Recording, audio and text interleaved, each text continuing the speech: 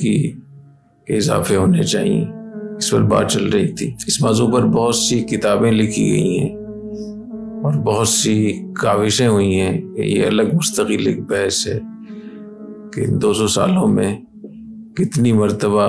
علماء کرام ہمارے اکابر مشائخ کے اجلاس ہوئے اور کوشش ہوئی کہ کیسے اپنے نصاب تعلیم کو بہتر کریں۔ اللہ تعالیٰ کی طرف سے ہر چیز کا ایک وقت مقرر ہوتا ہے، کوشش تو اللہ تعالیٰ کے یہاں قبول ہوتی ہے، فَأُولَٰئِكَ كَانَ سَعْيُهُمْ مَشْكُورًا، لیکن بظاہر ایسا لگتا ہے کہ اب وہ وقت آ گیا ہے جب کاوشیں وہ قبول ہو جاتی ہیں اور نافذ ہو جاتی ہیں۔ تو امید یہی ہے کہ انشاءاللہ کافی اس میں تبدیلی آئے گی اور آ رہی ہے۔ تو سب سے پہلی بات میں نے عرض کی تھی سیرت کے حوالے سے کہ سیرت ہمارے نصاب میں شامل ہونا چاہیے، سیرت کا فن علم۔ دوسری چیز ہے تاریخ۔ تاریخ کا فن جو ہے یہ بھی بہت بڑا علم ہے اور اس کی بہت اہمیت ہے، بہت حیثیت ہے۔ تو ہمارے ہاں درس نظامی میں تاریخ کو باقاعدہ شامل نہیں کیا گیا تھا اب تک۔ اگر کسی نے کہیں پڑھائی ہے تو اپنے طور پہ کسی استاد کی دلچسپی ہوئی، لیکن نصاب میں تاریخ بحیثیت ایک علم کے ایک فن کے شامل نہیں تھی۔ تو الحمدللہ مجمع العلوم الاسلامیہ اور جامعۃ الرشید میں پوری تاریخ کو شامل کیا گیا ہے، اور اس شامل کرنے کے بہت ساری اسباب ہیں، بہت ساری ضرورتیں ہیں۔ سب سے پہلی ضرورت کہ جو عروج و زوال کی کہانی ہے، یہ قیادت کو، لیڈرشپ کو پتہ ہونا چاہیے کہ ہمیں عروج کیسے ملا تھا، کس وجہ سے ملا تھا۔ اللہ نے اس دین کو کہاں سے اٹھایا اور کہاں تک پہنچایا، اس کے اسباب کیا تھے، وہ کون سی اقدامات تھے، وہ کون سی پالیسیاں تھیں، وہ کون سی شخصیات تھیں جن کی قربانیوں کے نتیجے میں اللہ تعالیٰ نے عروج بخشا، اور وہ کون کون سی حرکتیں تھیں، غفلتیں تھیں جن کی وجہ سے عروج زوال میں تبدیل ہوا،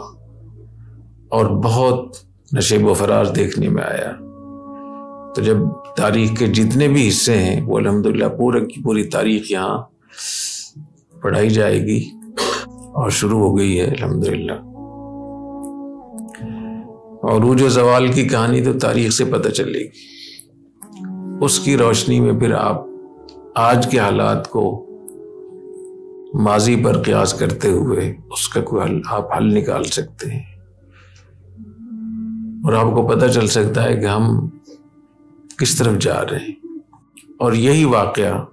اسی قسم کے حالات پہلے بھی پیش آئے تھے۔ اس وقت میں اگر کسی نے حالات کو سنبھالا تھا تو کیسے سنبھالا تھا، اور کوئی نہیں سنبھال سکا تو کیوں نہیں سنبھال سکا۔ تاریخ ایک سبق اور عبرت کی چیز ہے، اس سے عبرت حاصل کرنی چاہیے، سبق حاصل کرنی۔ تو ہماری ریاستیں، خلافتیں کیسے قائم ہوئیں، ان کو چیلنجز وغیرہ کیا تھے، اور پھر سقوط میں وہ کیسے تبدیل ہوئی، سقوط بغداد کیسے ہوا، اتنی بڑی خلافت، سقوط اندلس کیسے ہوا، سقوط دہلی کیسے ہوا، سقوط خلافت عثمانیہ کیسے ہوا، تو اس سے آپ کو پورا پتہ چلے گا، اور آپ اس کی روشنی میں آج کے حالات کا تجزیہ آپ کر سکیں گے، اور تجزیہ کر کے آپ اس کے لیے رہنمائی اور اس میں راستے آپ ڈھونڈ سکتے ہیں۔ اسی طریقے سے تاریخ کو لے کر جو لوگ اعتراض کرتے ہیں اسلام پر، دین پر، جو اسلام کی حقانیت ہے، اسلام کو تو اللہ نے اس لیے بھیجا ہے لِیُظْہِرَهُ عَلَى الدِّینِ كُلِّهِ، اس پر جتنے بھی اعتراضات ہوتے ہیں اسلام دشمن قوتوں کی طرف سے، مستشرقین کی طرف سے، یا جو ہمارے اپنے ہی نادان جن کے پاس دین کا علم پورا نہیں ہے یا تاریخ کا پورا علم نہیں ہے، تو وہ تاریخ کو لے کر جہاں جہاں وہ کسی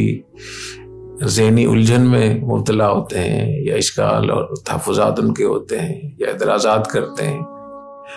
یا اسلامی تاریخ کو لے کر یا تاریخ کے واقعات کو لے کر اسلام پر حملہ آور ہوتے ہیں،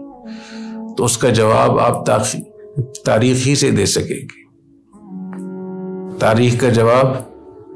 تاریخ سے۔ سب سے بہتر جواب یہ ہے کہ آپ سوال ہی کو قائم کر کے جو سوال ہے اسی کو جواب بنا دیں، سوال ہی کو جواب بنا دیں۔ تو جب آپ کو تاریخ کا علم ہوگا تو آپ تاریخ سے ہی جواب دیں گے۔ تیسری بات یہ کہ تاریخ جس کو لے کر لوگ تجزیہ بھی کرتے ہیں اور عروج ازوال کی کہانی اور سبق بھی حاصل کرتے ہیں یا اعتراض کرتے ہیں، تو یہ تاریخ کیسے مرتب ہوئی ہے، اس تاریخ کو لکھنے والے کون تھے، تاریخ کا درجہ کیا ہے، کتنی معتبر ہے تاریخ، یہ بھی مستقل موضوع ہے۔ اور چونکہ بہت سارے لوگوں کو اس چیز کا علم نہیں ہوتا تو وہ تاریخ کا نام آتے ہی گھبرا جاتے ہیں کہ اچھا تاریخ کے بارے میں سوال ہوگا تو ہماری تاریخ ہی اچھی نہیں، تو ہاتھ پاؤں ڈھیلے ہو جاتے ہیں۔ ایسا نہیں ہے۔ جب تاریخ کا آپ کو علم ہوگا، اس علم کو علم کے طور پہ پڑھیں گے تاریخ کو، تو آپ کو اندازہ ہوگا کہ تاریخ کا درجہ کیا ہے، تاریخ کیسے لکھی گئی ہے، وہی مورخین کون تھے، یہ انصاف کرنے والے تھے یا انہوں نے اپنے ایجنڈے چلائے، اور تاریخ پر کن کن طبقات کا تسلط رہا ہے۔ جو لوگ تاریخ لکھتے ہیں اگر وہ بادشاہ کے اور ریاست اور حکومت کے محتاط ہوں گے، وہ انصاف کر سکیں گے؟ ابھی اگر آج کے زمانے میں کوئی تاریخ لکھے، پاکستان کیسے وجود میں آیا اور اس میں کتنا حصہ ہے کس کا، تو جو عام لوگ تاریخ لکھتے ہیں تحریک پاکستان کے بارے میں، تو کہیں علماء کا نام نہیں لیتے۔ ان کو تو ویسے ہی دشمنی ہوتی ہے، علماء کو اہمیت نہیں دیتے، تو جو ان کی حصہ بنتا ہے پاکستان کی تحریک میں وہ ان کا نام نہیں لیتے۔ بہت زیادہ تاریخ جو ہمارے ہاں اسکولوں میں پڑھائی جاتی ہے،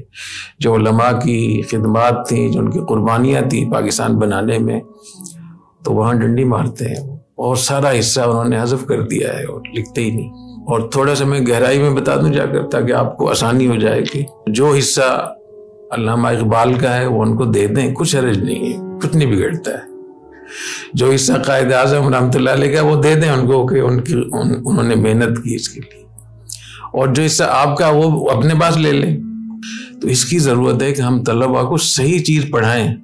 ہم جب اپنے فرقہ، اپنے مکتب اور اپنی دلچسپیاں اور اپنے ایجنڈے اور اپنے رجحانات کو تاریخ میں شامل کر دیتے ہیں، اس میں یہ سارا خلط ملط ہو جاتا ہے۔ ایک ملغوبہ ہوتا ہے طالب علم کے ذہن میں کہ وہ انصاف کیسے کرے گا۔ ہمارے طلباء مدارس میں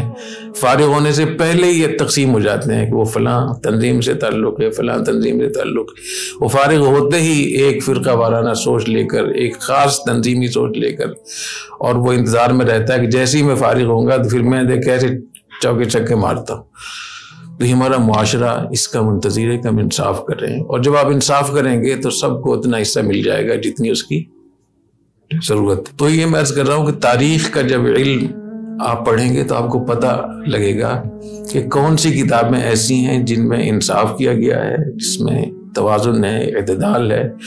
اور کون سی کتابیں ایسی ہیں اور کون سے مورخین ایسے ہیں جنہوں نے اپنی حکومتوں کی چاپلوسی کی ہے، خوشامد کی ہے، خدمت کی ہے۔ اسی کو پھر آپ تاریخ مرتب کر دیں گے۔ تو علم تاریخ پڑھنے کے بعد آپ کو رتب و یابس کا پتہ چلے گا، صحیح اور غلط کا پتہ چلے گا، حق اور باطل کا پتہ چلے گا۔ تو آپ کو اندازہ ہوگا کہ جس کتاب کو میں پڑھتا ہوں اس کا تو رخ ہی ٹھیک نہیں ہے۔ تو علم تاریخ پڑھنے کی بہت ضرورت ہے، بہت اہمیت ہے۔ تو بہت سارے وہ اشکالات، اعتراضات وہ تاریخ پڑھنے سے وہ دور بھی ہو جائیں گے اور آپ لوگوں کی رہنمائی کر سکیں گے۔ اسی طریقے سے اس تاریخ کے نصاب میں جو تاریخ کا علم شامل کیا گیا ہے، اس میں مجددین کو بھی شامل کیا گیا ہے۔ پھر حدیث شریف میں آتا ہے ان اللہ یبعث علی رأس کل مئۃ سنۃ من یجدد لها دینہا۔ اللہ تعالیٰ ہر صدی کے ابتدا یا انتہا دونوں کو راز کہتے ہیں عربی میں، دونوں ہو سکتے ہیں۔ اللہ تعالیٰ ایسے لوگوں کو بھیجتے ہیں جو دین کی تجدید کرتے ہیں، دین میں جو چیزیں شامل ہو جاتی ہیں دین کے نام پر، شکل تو دین کی ہوتی ہے لیکن اصل میں وہ دین نہیں ہوتا۔ تجدید کی مثال بالکل ایسے جیسے کسان جب فصل اگاتا ہے، فصل بوتا ہے، تو جو فصل ہوتی ہے اس کے ساتھ ساتھ گھاس بھی اور خضر و چیزیں بھی ساتھ اگاتی۔ تو آپ نے دیکھا ہوگا دیہاتوں میں کہ کسان خود بھی اور اپنے بچوں کو بھی اور ان کے ذمہ لگاتا ہے کہ اس کو صاف کرنا ہے، کچرا نکالنا ہے، گھاس نکالنی ہے، اور پھر اس میں جو اصل فصل ہے وہ طاقتور ہوتی ہے۔ اگر ویسے ہی چھوڑ دیں اس کو تو جو آپ اس میں کھاد ڈال رہے ہیں، جو پانی دے رہے ہیں، تو وہ فصل بھی اس سے حاصل کر رہی طاقت، اور جو خضر و چیزیں ہیں وہ بھی، تو آپ کی فصل کمزور ہو جائے گی۔ اور بعض ایسی چیزیں ہوتی ہیں خضر و چیزیں کہ وہ اتنی زیادہ ہو جاتی ہیں کہ جو فصل ہوتی ہے وہ مغلوب ہو جاتی ہے اور گھاس اور خضر و چیزیں غالب ہو جاتی ہیں، تو پتہ نہیں چلتا کہ یہ چراغ گھاس کی چراگاہ ہے یا فصل ہے۔ تو دین میں بھی اللہ تعالیٰ نے اس کا اہتمام کیا ہے کہ جیسے کسان اپنی کھیت کو نہیں چھوڑ سکتا کہ اس میں کچھ چیزیں اگتی رہیں، تو اللہ تعالیٰ نے دین کے لیے بھی اس کا انتظام فرمایا ہے کہ ہر صدی میں ایسے لوگ، وہ ایک بھی ہو سکتا ہے، ایک سے زیادہ بھی ہو سکتے ہیں، علاقے کے لحاظ سے بھی ہو سکتے ہیں کہ اس علاقے میں یہ لوگ ہیں، فلاں علاقے میں۔ اب ہمارے ہاں بہت سارے حضرات کو مجددین کی ہم لوگ فہرست میں شمار کرتے ہیں، تو یہ عرب ممالک میں کوئی نام بھی نہیں جانتا ان کا، تو یہ الگ الگ بھی ہو سکتے ہیں علاقوں کے لحاظ سے۔ ایک فرد بھی ہو سکتا ہے، من عربی میں عام ہے، وہ ایک کو بھی شامل ہے اور جماعت کو بھی شامل ہے، ایک جماعت بھی ہو سکتی ہے مجددین۔ تو مجددین کی پوری تاریخ، تو مجددین کو جب آپ پڑھیں گے کہ ان کے کارنامے کیا تھے، ان کے سامنے چیلنجز کیا تھے، ان کو مجدد کیوں کہا گیا، کون سے فتنے تھے جن کا انہوں نے سامنا کیا، کون سے انہوں نے کارنامے انجام دیے، ان کی تجدید کس نوعیت کی تھی، تو اس سے آپ کو اندازہ ہوگا کہ دین میں کس کس طریقے سے لوگ غیر دین کو شامل کرتے ہیں، اور کس طریقے سے خضر و چیزیں آتی ہیں، اور کس طریقے سے نظریات، عقائد اور معاملات کیسے خراب کیے جاتے ہیں۔ تو مجددین کی سوانح کو بھی تاریخ کا حصہ الحمدللہ بنایا گیا ہے۔ اسی طریقے سے بر صغیر میں جو بڑی 5-6 تحریکیں اٹھی ہیں جنہوں نے پورا پانسا پلٹا ہے، ان کو بھی ہم نے تاریخ میں شامل کیا ہے۔ جیسے حضرت مجدد الفسانی رحمۃ اللہ علیہ کی تاریخ ہے، ان کی تحریک شاہ ولی اللہ رحمۃ اللہ علیہ، وہ بھی مجددین میں ان کا شمار ہوتا ہے، تو ان کی تحریک شاہ ولی اللہ رحمۃ اللہ علیہ اس کو شامل کیا ہے۔ تحریک شیخ الہند اس کو شامل کیا ہے، تحریک پاکستان کو شامل کیا، پاکستان کیسے وجود میں آیا، وہ کس طریقے سے ہوا، اور پوری دنیا میں جو غیر معمولی جس سے فرق پڑا ہے دینی تحریکوں میں، اس میں تبلیغی جماعت کی تحریک بھی ہے، جو پورے تمام بر اعظموں میں اس کے اثرات ہیں، اس کے لوگ ہیں۔ تو ان چیزوں کو بھی ہم نے الحمدللہ تاریخ کا حصہ بنایا ہے۔ تو جب آپ کو تاریخ کا بھی علم ہوگا، عروج و زوال کی کہانی کا پتہ بھی ہوگا، سقوط کا بھی پتہ ہوگا، فتوحات کا بھی آپ کو علم ہی ہوگا، اپنے جو آپ کے ہیروز ہیں ان کو بھی پتہ ہوگا کہ ہمارے اصل کون لوگ تھے، صلاح الدین ایوبی کون تھے، امام رازی کون تھے، امام غزالی کون تھے، کیا انہوں نے کارنامے انجام دیے تھے، مجددین کا پتہ ہوگا، اور تاریخ کی حیثیت کا بھی پتہ ہوگا کہ تاریخ کی حیثیت کیا ہے۔ بہت سے لوگ تاریخ کی معلومات کو لے کر صحابہ کرام پہ اعتراض کرتے ہیں، تو یہ بھی آپ کو تاریخ کے علم کے بعد پتہ چلے گا کہ تاریخ قرآن حدیث کا اور سیرت کا مقابلہ، قرآن حدیث تو معتبر ہے، اور حدیث کو تو ایک چیز کو دیکھا گیا ہے، تاریخ میں تو یہ نہیں ہوا۔ اس لیے جہاں تعارض ہوگا قرآن سے، حدیث سے، صحابہ کرام سے، تو ہم تاریخ کو اٹھا کر باہر پھینک دیں گے۔ میری بات سمجھ رہے ہیں نا؟ تو یہ بھی آپ کو تاریخ کے علم سے پتہ چلے گا۔ تو تاریخ پڑھنے سے آپ کسی جگہ سینہ تان کے کھڑے ہو سکتے ہیں، آپ انہی کے لاٹھی کو انہی کے سر پہ مار سکتے ہیں۔ تو اتنی بڑی چیز ہے، اتنا بڑا علم ہے تاریخ کا۔ حضرت معاویہ رضی اللہ تعالیٰ عنہ وہ کتنا اہتمام کرتے تھے تاریخ کا، رات کا ایک حصہ انہوں نے تاریخ کے لیے مقرر کیا ہوا تھا، نوجوانوں کو مقرر کیا ہوا تھا، وہ تاریخ کا مطالعہ کر کے پھر رات میں ان کو سناتے تھے۔ رومی ہیں، شام کے لوگ تھے،